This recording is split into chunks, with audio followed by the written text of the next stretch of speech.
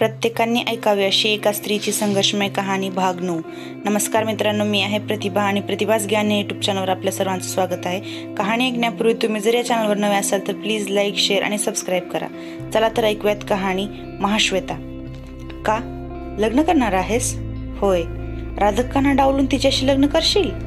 आनंदचं मन निराशेकडे कललं। अनुपमा आपल्या जातीची नाही का की तिचं आधीच लग्न ठरले म्हणायचं? तसं काही नाही। अनुपमा अतिशय गरीब घरची मुलगी आहे। ती आहे मात्र आपल्याच जातीची।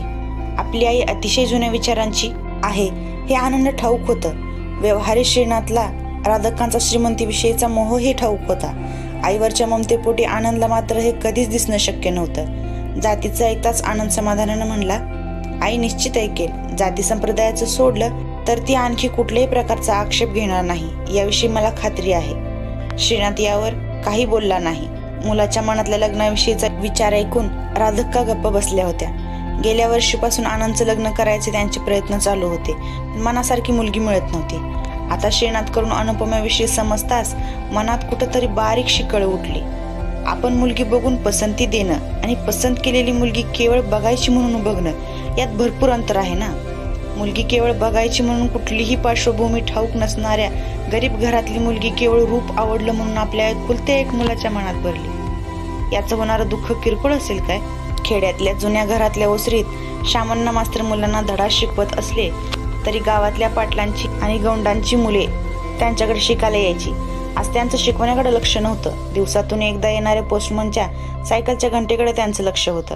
गावाहून शहरात पत्र जाऊन पोहोचून त्याचं उत्तर यायचं म्हणजे 8-10 दिवस लागणार हे त्यांनाही समजलं होतं। तरीही गेले 2 दिवस त्यांचं पत्राचं वाट बघणं सुरूच होतं। स्वयंपाकघरात स्टोव पेटवण्याचा व्यर्थ खटटोप करणाऱ्या वसुधेचं तर सगळं लक्ष घड्याळाकडेच होतं। सोवळ्याचा स्वयंपाक करणाऱ्या सावका घटकेला बाहेर डोकावून आला की नाही मेला म्हणत पुटपुटत जात होत्या।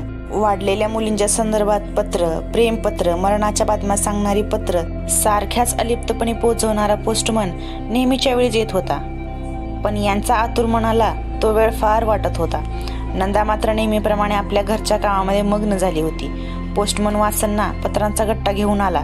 शामण्णांना पाहताच तो नेहमीच्या सलगीने म्हणाला, काय मास्तर, गावची सगळी पत्र तुम्हाला चाललेली दिसतायत। तांबडे दात दाखवत त्यानं पत्र शामण्णाच्या हातात ठेवलं आणि निघून गेला। शामण्णाच्या अपेक्षेपेक्षा जास्तच पत्र आली होती। शाळा संपून शामण्णा मुलांच्या खाजगी शिकवण्या घ्यायचे। केवळ पगारावर संसार चालवणं अशक्य होतं। ती मुलंही काही वेळा पैसा द्यायची। त्याचबरोबर घरचे नारळ, धान्य, भाजीपाला, शेंगा वगैरे स्वरूपात काही ना काही द्यायची। मुलांच्या भांडणांचे आवाज वाढले। मास्तर पत्र वाचण्यात गडून गेलेले पाहून आपसात सुरू केलेले कुजबुज हळूहळू भांडणामध्ये रूपांतरित झाली होती। पत्रातला मजकूर वाचून वैतागलेले शामण्णा आणखी संतापले। ए शिवरुद्रा, मल्लेश, सगळे 27चा पाडा लिहून काढा बघू। ते पुन्हा पत्र वाचू लागले। पत्र अनपेक्षित होतं। कोणाचं असेल ते पत्र पाहूयात पुढच्या भागात। तोपर्यंत नमस्ते।